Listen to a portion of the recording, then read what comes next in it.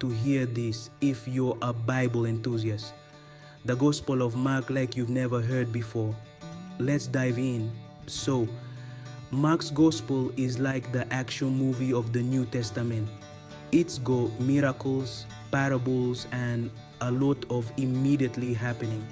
Mark cuts straight to the chase with Jesus' life, death, and resurrection. Jesus is baptized, then boom, he's healing, teaching, and casting out demons left and right. And the disciples, they're a bit clueless, but aren't we all sometimes? The climax, Jesus' death and resurrection, showing love conquers all. Mark wants us to get that Jesus is the Son of God, plain and simple. So next time you're looking for a quick Jesus fix, remember Mark's got your back. Happy reading. I will never underestimate the power of visions after learning this.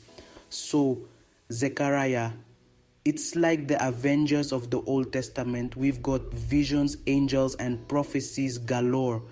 Zechariah kicks off with 8 wild visions. Picture flying scrolls and 4 horsemen.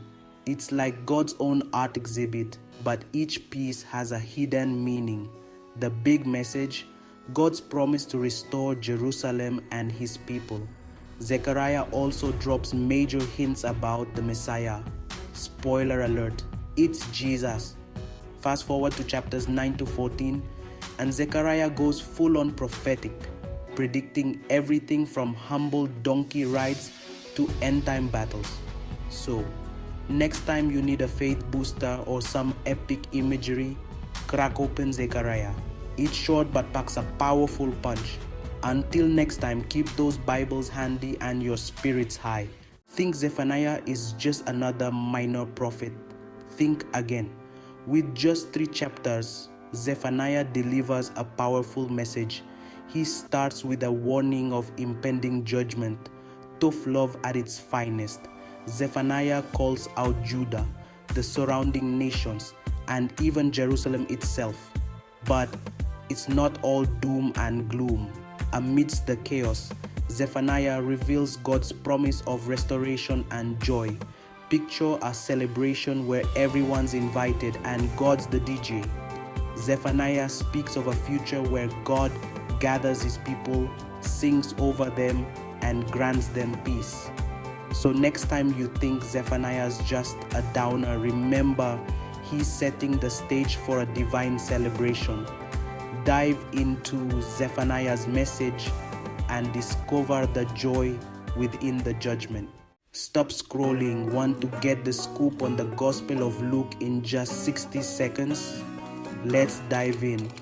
Luke's Gospel, written by Dr. Luke. Yes, a doctor. How cool is that? It's the 3rd book in the New Testament and it's packed with stories and teachings of Jesus. This book shows us Jesus is super compassionate, healing the sick, feeding the hungry, and even raising the dead. It kicks off with the story of John the Baptist and then dives into Jesus' birth. Think nativity scene with shepherds and angels. Fast forward and we get parables like the Good Samaritan and the prodigal son. Luke wraps it up with Jesus' death, resurrection, and ascension. So if you need a feel-good, action-packed, spiritually uplifting read, Luke's your go-to. And remember folks, stay curious and keep exploring. None of us have time for long-winded stories, right? Let's dive into 1 Chronicles real quick. 1 Chronicles kicks off with 9 chapters of genealogy. Yup, that's right, a whole lot of names. But hey, it's like the original Ancestry.com for the Israelites. Then we get into the juicy bits. King David's reign. Think of him as the OG rockstar king. He unites Israel, conquers Jerusalem, and brings the Ark of the Covenant home. David's got his ups and downs, but he's always aiming to please God.